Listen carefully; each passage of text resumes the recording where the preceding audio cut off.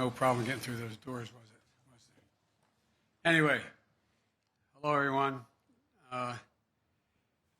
Well, I've just finished the last meeting of this week's long trip, the U.S.-Russian summit. And I know there were a lot of hype around this meeting, but it's pretty straightforward to me, the meeting. One, there's no substitute, as those of you who have covered me for a while know, for face-to-face dialogue between leaders. None. And President Putin and I had share a unique responsibility to manage the relationship between two powerful and proud countries. A relationship that has to be stable and predictable. And we should be able to cooperate where it's in our mutual interest. And where we have differences, I want President Putin to understand why I say what I say and why I do what I do, and how we'll respond to specific kinds of actions that harm America's interest. Now, I told President Putin my agenda is not against Russia or anyone else. It's for the American people. Fighting COVID-19, rebuilding our economy, reestablishing relationships around the world with our allies and friends, and protecting the American people. That's my responsibility as president. I also told him that no president of the United States could keep faith with the American people if they did not speak out to defend our democratic values, to stand up for the universal and fundamental freedoms that all men and women have, in our view. That's just part of the DNA of our country. So human rights is going to always be on the table, I told him. It's not about just going after Russia when they violate human rights. It's about who we are. How could I be the President of the United States of America and not speak out against the violation of human rights? I told him that unlike other countries, including Russia, we're uniquely a product of an idea. You've heard me say this before again and again, but I'm going to keep saying it. What's that idea? We don't derive our rights from the government. We possess them because we're born, period. And we yield them to a government. So the forum, I pointed out to him that that's why we're going to raise our concerns about cases like Alexei Navalny.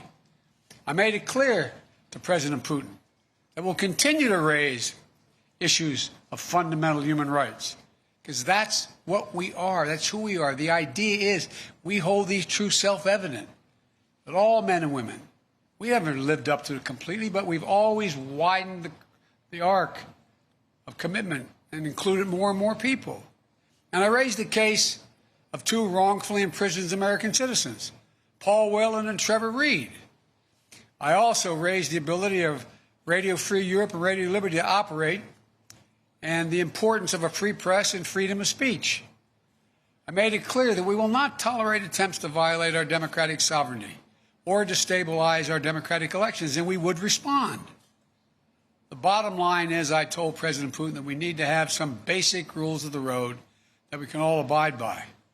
I also said there are areas where there's a mutual interest for us to cooperate.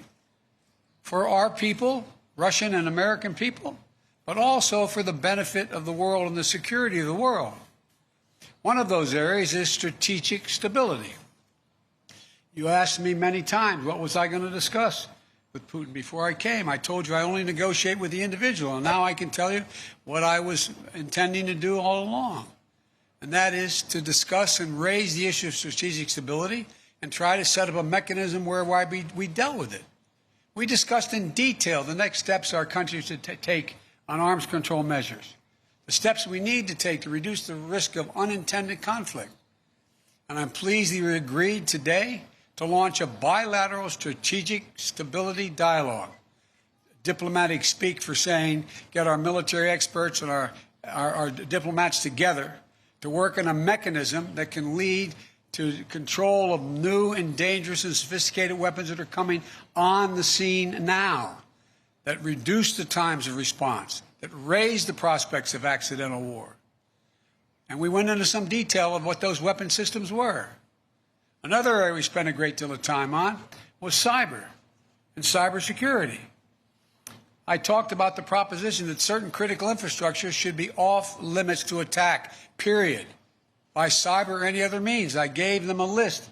If I'm not mistaken, I don't have it in front of me, 16 specific entities, 16 defined as critical infrastructure under U.S. policy, from the energy sector to our water systems. Of course, the principle is one thing. It has to be backed up by practice. Responsible countries need to take action against criminals who conduct ransomware activities on their territory. So we agreed to task experts in both our countries to work on specific understandings about what's off limits and to follow up on specific cases that originate in other countries, in either of our countries. There's a long list of other things we spent time on, from the urgent need to preserve and reopen the humanitarian corridors in Syria so that we can get food, just simple food and basic necessities, to people who are starving to death. How to build it and how it is in the interest of both Russia and the United States to ensure that Iran does not acquire nuclear weapons. We agreed to work together there because as much as Russia's interest is ours.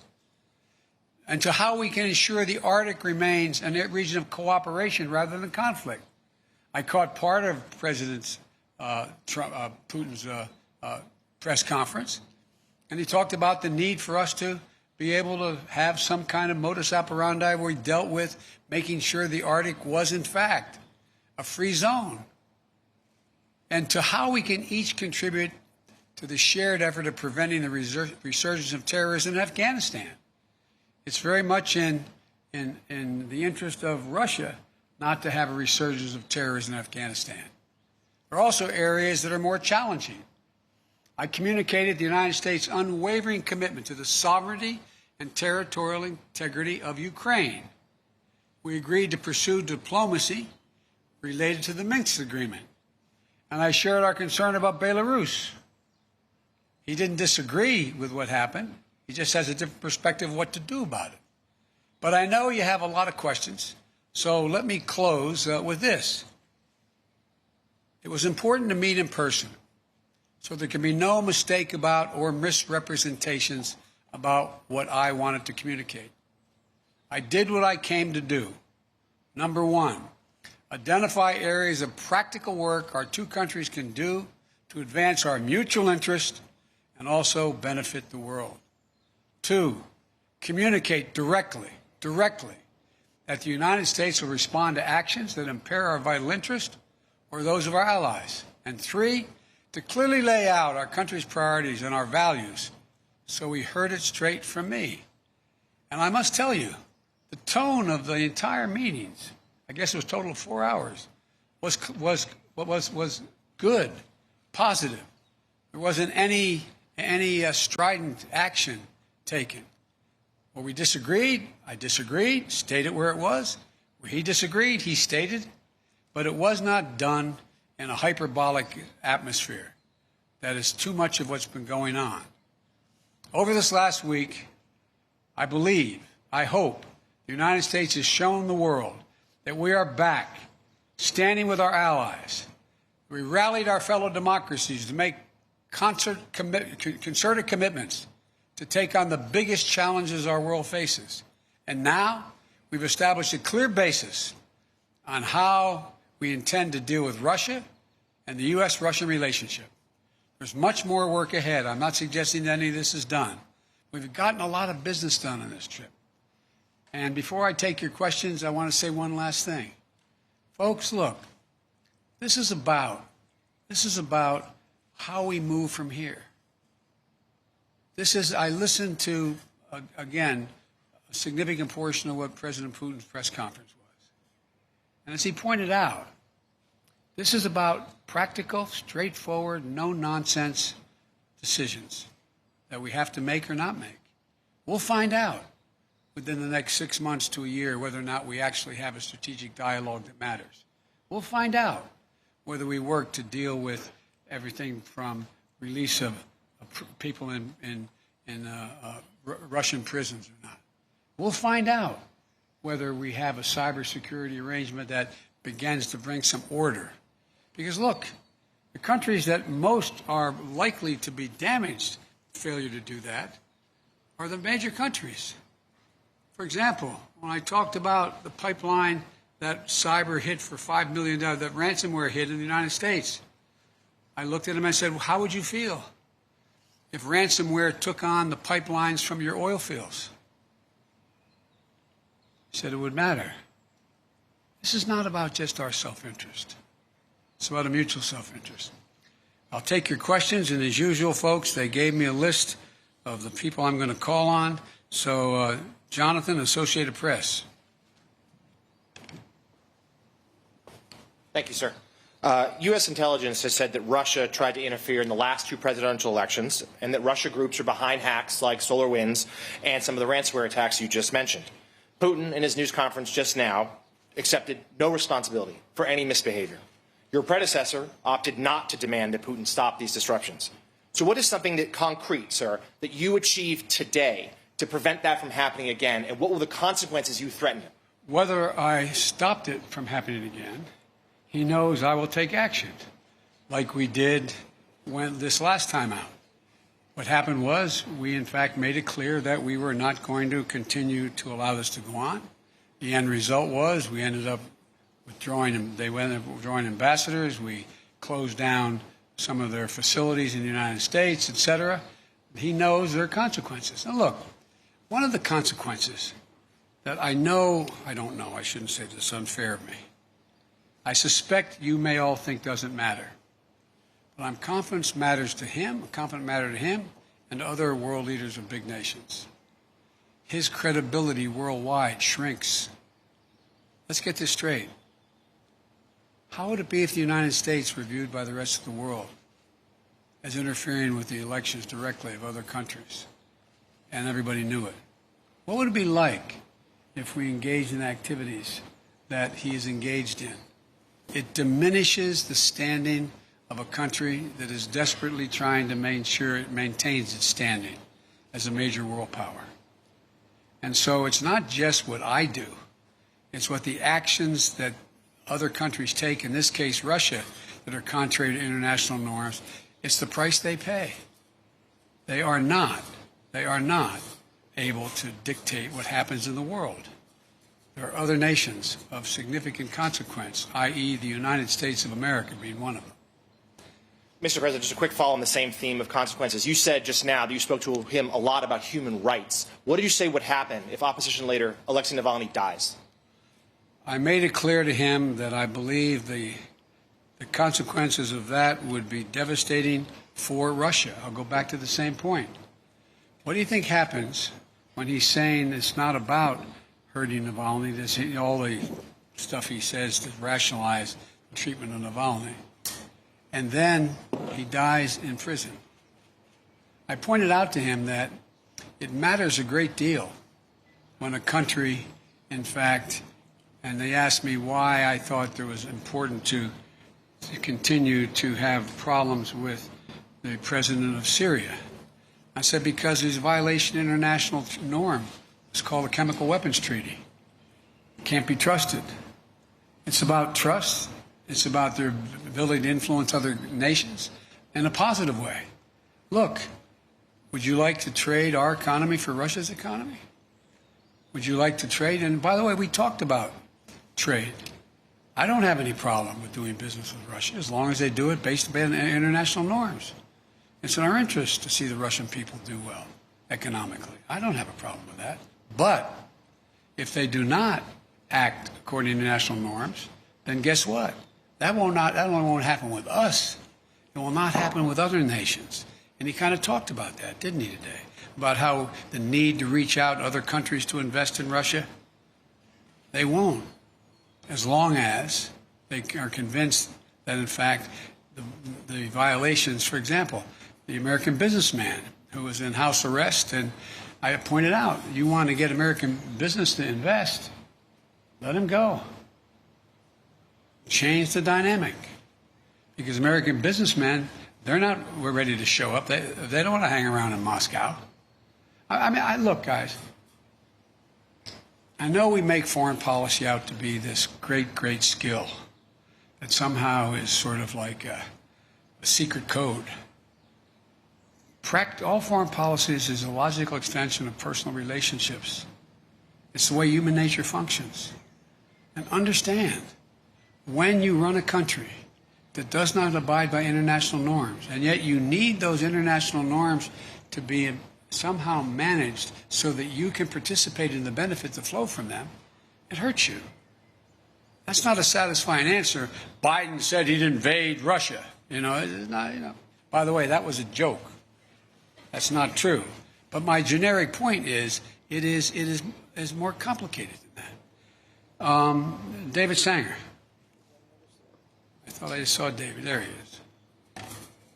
Thank you, Mr. President.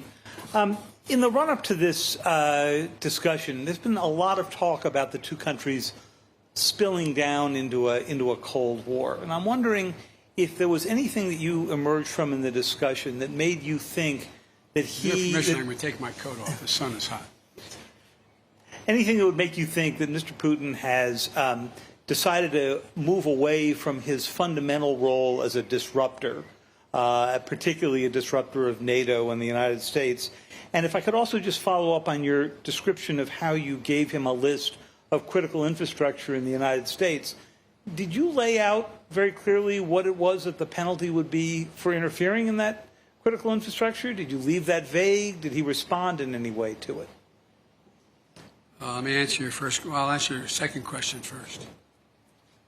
I pointed out to him we have significant cyber capability, and he knows it. He doesn't know exactly what it is, but it's significant.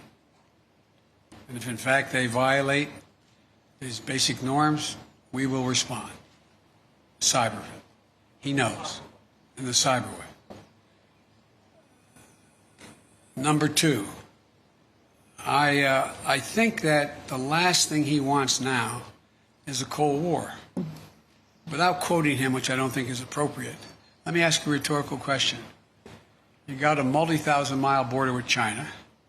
China is moving ahead, hell-bent on election, as they say, seeking to be the most powerful economy in the world, the largest, and the most powerful military in the world. You're in a situation where your economy is struggling. You need to move it in a more aggressive way than in terms of growing it. And I don't think he's looking for a Cold War with the United States. I don't think it's about as I said to him, I said, your generation and mine are about 10 years apart. This is not a kumbaya moment, as they used to say back in the 60s in the United States, like, let's hug and love each other. But it's clearly not in anybody's interest, your country's or mine, for us to be in a situation where we're in a new Cold War. And I truly believe he thinks that. He understands that. But that does not mean he's ready to, quote, figuratively speaking, lay down his arms and say, come on. He still, I believe, is concerned about being, quote, encircled. He still is concerned that we, in fact, are looking to take him down, et cetera. He still has those concerns. But I don't think they are the driving force as the kind of relationship he's looking for with the United States. Jennifer Jacobs.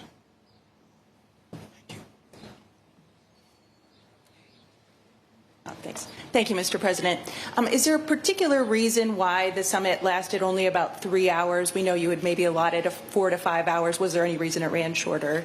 Also, President Putin said that there were no threats or scare tactics issued. Do you agree with that assessment, that there were no threats or scare tactics? Yes. And also, did you touch on Afghanistan and the safe withdrawal of troops?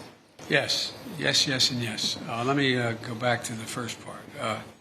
The reason it didn't go longer is when the last time two heads of state have spent over 2 hours in direct conversation across the table, going into excruciating detail. You may know of time, I don't.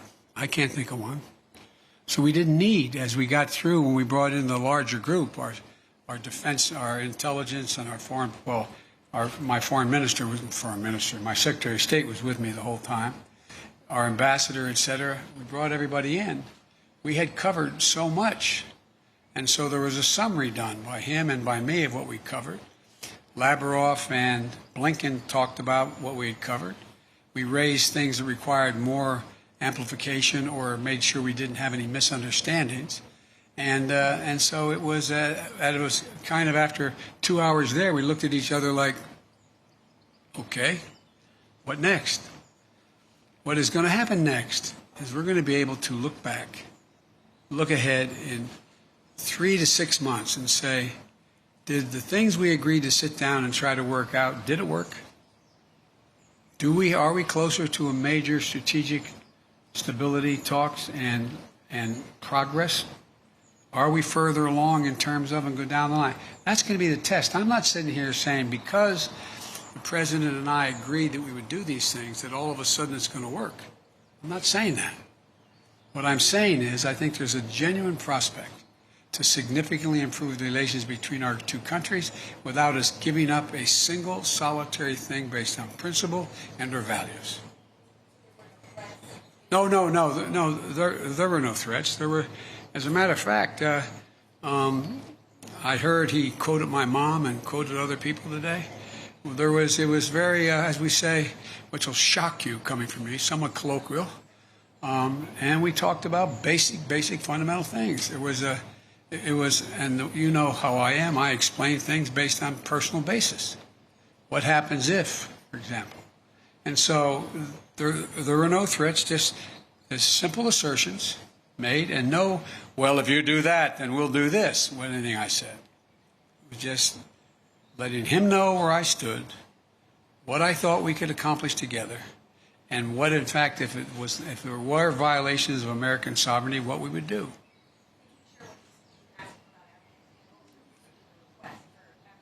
No, he asked us about Afghanistan. He said that he hopes that we're able to maintain some peace and security, and I said that has a lot to do with you. He indicated that he was prepared to, quote, help on Afghanistan. I won't go into detail now, and help on Iran, and help on, and in return, we told him about what we wanted to do relative to bringing some stability and economic security or physical security to the people of Syria and Libya. So we had those discussions. Yamiche. Thanks so much, Mr. President. Did you say that you didn't issue any threats? Were there any ultimatums made when it comes to ransomware? And how will you measure success, especially when it comes to these working groups on Russian meddling and on cybersecurity? Well, it's going to be real easy. They either, for example, on cybersecurity, are we going to work out where they take action against the ransomware criminals on Russian territory? They didn't do it. I don't think they planned it in this case. And are they going to act? We'll find out. Will we commit? What can we commit to act in terms of anything affecting, violating international norms that negatively affects Russia? What are we going to agree to do? And so I think we have real opportunities to move. And I think that one of the things that I noticed when we had the larger meeting is that people who are very, very well informed started thinking, you know, this could be a real problem. What happens if that ransomware outfit were sitting in Florida or Maine and took action, as I said, on their single lifeline to their economy, oil? It'd be devastating. And they're like, you could see them kind of go, oh, we'd do that, but like, whoa. So it's in everybody's interest that these things be acted on. We'll see, though, what happens from these groups we put together. The third one, yes, go ahead. Mr. President, when President Putin was questioned today about human rights, he said the reason why he's cracking down on opposition leaders is because he doesn't want something like January 6th to happen in Russia. And he also said that he doesn't want to see groups formed like Black Lives Matter. What's your response to that, please?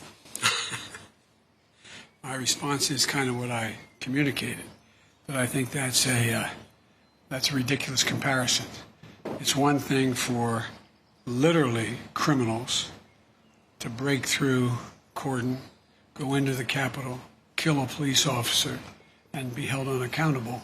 And it is for people objecting and marching on the Capitol and saying, you are not allowing me to speak freely. You are not allowing me to do A, B, C, or D. And so they're very different criteria. Steve Holland, Reuters. President Putin said he was satisfied with the answer about your comment about him being a killer. Could you give us your side on this? What did you tell him? He's satisfied. Why would I bring it up again? Talk to him. Do you believe you can trust him? Look, this is not about trust. This is about self-interest and verification of self-interest. That's what it's about. So I virtually almost anyone that I would work out an agreement with that affected the American people's interest, I don't say, well, I trust you, no problem. Let's see what happens. You know, as that old expression goes, the proof of the pudding's in the eating. We're going to know shortly. Igor, Radio Free Europe and Radio Liberty. Hello, Mr. President. Hello, Mr. President. You want to go in the shade? You can't. Can you see? Thank you. Yeah. All right. Yeah. I think you know attacks in civil society and the free press continue inside Russia. Yes. For example, Radio Free Europe. Yes. Radio Liberty, Voice of America, Current Time TV channel where I work, branded foreign agents, and several other independent media. So we are essentially being forced out in Russia 30 years after President Yeltsin invited us in. My question is, after your talks with President Putin, how interested do you think he is in improving the media climate in Russia? I wouldn't put it that way, in terms of improving the climate. I would, in fact, put it in terms of how much interest does he have in burnishing Russia's reputation that is viewed as not being contrary to democratic principles and free speech. That's a judgment I cannot make. I don't know. But it's not because I think he's interested in changing the nature of a closed society or closed government's actions relative to what he thinks is the right of government to do what it does. It's a very different approach. You know, there's a couple really good biographies. I told him I read most everything he's written and the speeches he's made, and I've read a couple very good biographies, which many of you have as well. And I think I pointed out to him that Russia had an opportunity, that brief shining moment after Gorbachev and after things began to change drastically, to actually generate a democratic government. But what happened was it failed, and there was a great race among Russian intellectuals to determine what form of government would they choose and how would they choose it. And based on what I believe Mr. Putin decided was that Russia has always been a major international power when it's been totally united as a Russian state, not based on ideology, whether it was going back to Tsar and Commissars straight through to the revolution, the Russian Revolution, and to where they are today. And I think that it's clear to me, and I've said it, that I think he decided that the way for Russia to be able to sustain itself as a great, quote, great power is to, in fact, unite the Russian people on just the strength of the government. The government controls, not necessarily ideologically, but the government. And I think that's the choice that was made. I think I'm not going to second guess whether it could have been fundamentally different, but I do think it does not lend itself to Russia maintaining itself as one of the great powers in the world.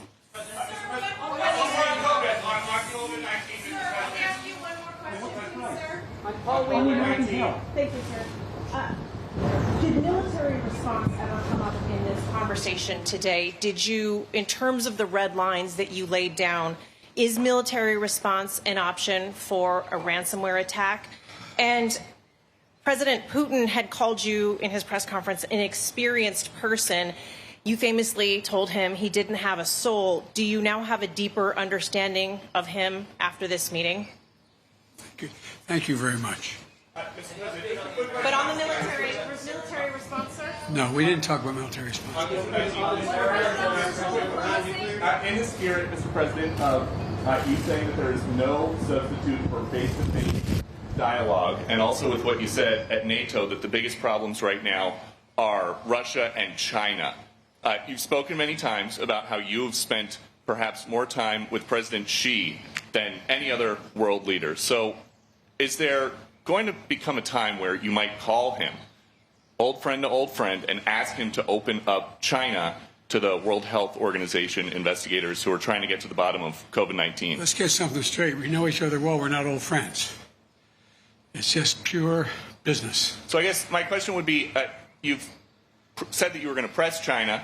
You signed on to the G7 communique that said the G7 were calling on China to open up, to let the investigators in.